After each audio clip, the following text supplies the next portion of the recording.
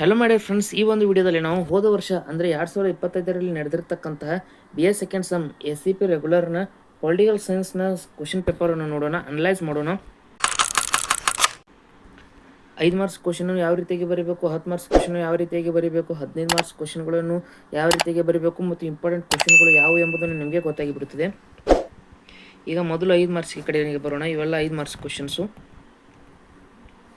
ಈಗ ಪ್ಲೇಟೋನ ಆಸ್ತಿಯ ಸಮತಾವಾದ ಆಗಿರ್ಬೋದು, ಅರಿಸ್ಟಾಟಲ್ನ ಜೀವನ ಮತ್ತು ಕೃತಿಗಳು. ಸ್ನೇಹಿತರೆ, ನಿಮಗೆ ಒಂದೊಂದು ತಿಳಿದುಕೊಳ್ಳಿ. ಜೀವನ ಮತ್ತು ಕೃತಿಗಳು ಪ್ಲೇಟೋನ ಮೇಲೂ ಸಹ ಕೇಳಬಹುದು, ಅರಿಸ್ಟಾಟಲ್ನ ಸಹ ಮೇಲೆ ಕೇಳಬಹುದು. ಈ ಎರಡೂ ವ್ಯಕ್ತಿಗಳ ಜೀವನ ಮತ್ತು ಕೃತಿಗಳು ತುಂಬಾ ಇಂಪಾರ್ಟೆಂಟ್ ಆಗಿವೆ. ಅದನ್ನು ಸ್ವಲ್ಪ ಫೋಕಸ್ ಮಾಡಿ ಓದಿ. ಇನ್ನು ಸ್ವಾತಂತ್ರ್ಯದ ಬಗ್ಗೆ JS ಮಿಲ್ ಅಂದರೆ JS ಮಿಲ್ ಅವರು ವರ್ಗೀಕರಣ ಮಾಡಿದ್ದಾರಲ್ವ, ಯಾವ ಯಾವ ರೀತಿಯ ಸ್ವಾತಂತ್ರ್ಯಗಳು ಇರ್ತವೆ ಅಂತ ಅದನ್ನು ಸಹ ಕೇಳ್ತಾರೆ 5 ಮಾರ್ಕ್ಸ್ಗೆ. ಇದು ಸಹ ಇಂಪಾರ್ಟೆಂಟು. ಇನ್ನು ಥಾಮಸ್ ಹಾಬ್ಸ್ನ ಮಾನವ ಸ್ವಭಾವ ಅಂದರೆ ಸರ್ವಾಧಿಕಾರತ್ವ ಸಿದ್ಧಾಂತ ಪ್ರತಿಪಾದಿಸುವಾಗ ಮೊದಲು ನೈಸರ್ಗಿಕ ಸ್ಥಿತಿಯಲ್ಲಿ ಮಾನವ ಯಾವ ರೀತಿಯಾಗಿದ್ದ ಅಂತ ಕೇಳಿರ್ತಾರಲ್ವ, ಅದೇ ಇದು ಮಾನವ ಸ್ವಭಾವ ಅಂದರೆ. ಥಾಮಸ್ ಅಕ್ವಿನಾಸ್ ಅವರ ಚರ್ಚ್ ಮತ್ತು ರಾಜ್ಯದ ನಡುವಿನ ಚರ್ಚೆ. ಸ್ನೇಹಿತರೆ, ಇವನು ಮುಖ್ಯವಾಗಿ ಮಧ್ಯಯುಗದಲ್ಲಿ ಬರ್ತಾನೆ. ಅಂದರೆ ಆ ಕಡೆ ಯುರೋಪ್ ಸೈಡ್ನಲ್ಲಿ 5ನೇ ಶತಮಾನದಿಂದ ಕ್ರಿಸ್ತಶಕ 5ನೇ ಶತಮಾನದಿಂದ ಕ್ರಿಸ್ತಶಕ 15ನೇ ಶತಮಾನದವರೆಗಿನ ಕಾಲವನ್ನು ಮಧ್ಯಯುಗ ಎಂದು ಕರೀತಾರಲ್ವ. ಆ ಯುಗದಲ್ಲಿ ಥಾಮಸ್ ಅಕ್ವಿನಾಸ್ ಬರ್ತಾನೆ. ಆದ್ದರಿಂದ ಅಲ್ಲಿ ಮಧ್ಯಯುಗದಲ್ಲಿ ಮುಖ್ಯವಾಗಿ ಏನಿರುತ್ತದೆ ಅಂದರೆ ಚರ್ಚ್ನ ಪ್ರಾಬಲ್ಯ ಹೆಚ್ಚಿರುತ್ತದೆ. ಆದರೆ ಇವನು ಚರ್ಚ್ ಮತ್ತು ರಾಜ್ಯದ ನಡುವೆ ಐಕ್ಯತೆಯನ್ನು ತರ್ತಾನೆ. ಚರ್ಚ್ ಬೇರೆ ಅಲ್ಲ, ರಾಜ್ಯ ಬೇರೆ ಅಲ್ಲ, ಎರಡೂ ಒಂದೇ. ಆದರೆ ಚರ್ಚ್ ಮತ್ತು ರಾಜ್ಯದ ನಡುವೆ ಜಗಳ ಉಂಟಾದಾಗ ಚರ್ಚ್ಗೆ ನಾವು ಹೆಚ್ಚು ಪ್ರಾಶಸ್ತ್ಯ ಕೊಡಬೇಕು, ರಾಜ್ಯಕ್ಕೆ ಅಲ್ಲ ಎಂದು ಹೇಳ್ತಾನೆ. ಈ ರೀತಿಯಾಗಿ ಹೇಳಿ ಎರಡನ್ನೂ ಒಂದು ಮಾಡ್ತಾನೆ. ಕೊನೆಗೆ ಏನಾದರೂ ಯುದ್ಧವಾದರೆ ಚರ್ಚ್ ಗೆಲ್ಲಬೇಕು ಅಂತ ತಿಳಿಸ್ತಾನೆ. ಅದರ ವಿವರಣೆ ನಿಮಗೆ ಗೊತ್ತಿದೆ, ನಿಮ್ಮ ನೋಟ್ಸ್ನಲ್ಲಿ ಕೊಟ್ಟಿರ್ತಾರಲ್ವ, ಅದನ್ನು ಸಹ ಬರೆಯಬಹುದು. ಒಂದು ವೇಳೆ ನಿಮಗೆ ಯಾವ ಪ್ರಶ್ನೆಗೆ ನೋಟ್ಸ್ ಬೇಕು ಅದನ್ನು ಕಮೆಂಟ್ ಮಾಡಿ. ಒಂದು ವೇಳೆ ಕಮೆಂಟ್ಗಳು ಹೆಚ್ಚಾದರೆ ನಾನು ಆ ಪ್ರಶ್ನೆ ಉತ್ತರವನ್ನು ಸಹ ರೆಡಿ ಮಾಡಿ ಬಿಡ್ತೇನೆ ವಿಡಿಯೋನ. ಇನ್ನು ಕಾರ್ಲ್ ಮಾರ್ಕ್ಸ್ ಅವರ ಅಧಿಕ ಮೌಲ್ಯ ಸಿದ್ಧಾಂತವಾಗಿರ್ಬೋದು, ಇದು 5 ಮಾರ್ಕ್ಸ್ಗೆ ಕೇಳ್ತಾರೆ. ಇನ್ನು 10 ಮಾರ್ಕ್ಸ್ನ ಸ್ನೇಹಿತರೆ, ಪ್ಲೇಟೋನ ಆದರ್ಶ ರಾಜ್ಯದ ವಿಚಾರಗಳನ್ನು ತಿಳಿಸಿ. ಪ್ಲೇಟೋನ ಆದರ್ಶ ರಾಜ್ಯ ಮಂಡಿಸಿದ್ದಾನಲ್ವಾ, ಅದು ಕೇಳಿರ್ತಾರೆ.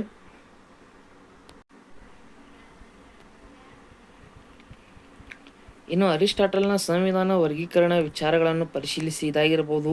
ಜಾನ್ ಲಾಕ್ ಅವರ ಸಾಮಾಜಿಕ ಒಪ್ಪಂದದ ಸಿದ್ಧಾಂತವಾಗಿರ್ಬೋದು, ಇದನ್ನು ಸಹ ಕೇಳ್ತಾರೆ.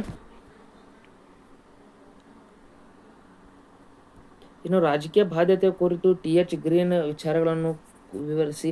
ಈಗ ರಾಜಕೀಯ ಬಾಧ್ಯತೆ ಅಂದರೆ ರಾಜ್ಯಕ್ಕೆ ಪ್ರಜೆಗಳಿಗೆ ತೋರಬೇಕಾದ ಕರ್ತವ್ಯಗಳು. ಈಗ ಪ್ರಜೆಗಳು ಕರ್ತವ್ಯ ತೋರಿಸ್ತಾರಲ್ವ, ಕರ್ತವ್ಯಗಳು ಮಾಡಬೇಕಾಗಿರ್ತದೆ ಅಲ್ವಾ ರಾಜ್ಯಕ್ಕೆ, ಅದನ್ನೇ ರಾಜಕೀಯ ಬಾಧ್ಯತೆ ಅನ್ನುತ್ತಾರೆ. ಇದನ್ನು ಸ್ವಲ್ಪ ನೀವು ಪುಸ್ತಕೀಯ ಭಾಷೆಯಲ್ಲಿ ಸಹ ಬರೆಯಬಹುದು.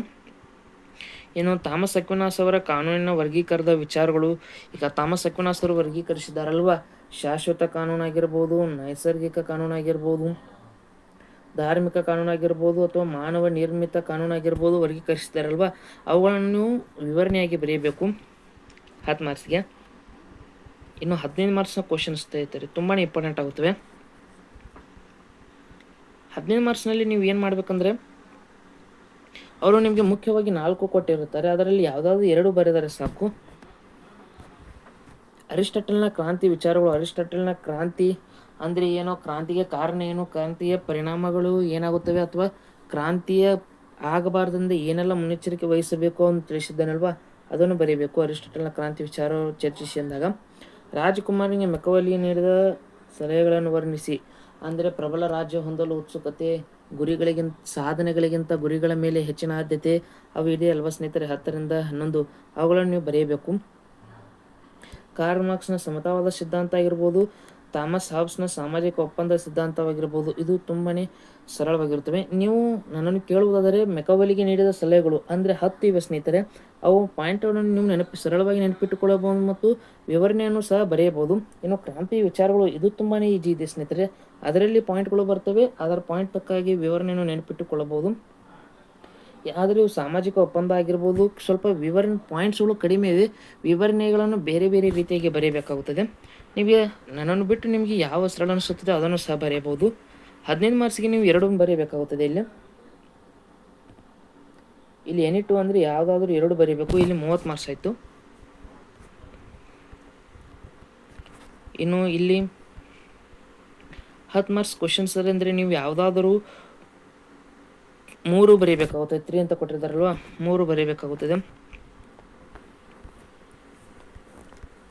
ಅದು 5 ಮಾರ್ಕ್ಸಿನಂತೂ ನೀವು 4 ಅಂತೂ ಬರೆಯಲೇಬೇಕು. ಕೊಟ್ಟಿರ್ತಾರಲ್ವ 4 ಬರೆಯಲೇಬೇಕು. ನೀವು ಯಾವ ಇಂಪಾರ್ಟೆಂಟ್ ಕ್ವಶನ್ ಮೇಲೆ ಆನ್ಸರ್ನ ವಿಡಿಯೋ ಬೇಕು ಅಂತ ಕಮೆಂಟ್ ಮಾಡಿ, ಅದನ್ನು ಸಹ ವಿಡಿಯೋ ಮಾಡ್ತೇನೆ. ಧನ್ಯವಾದಗಳು.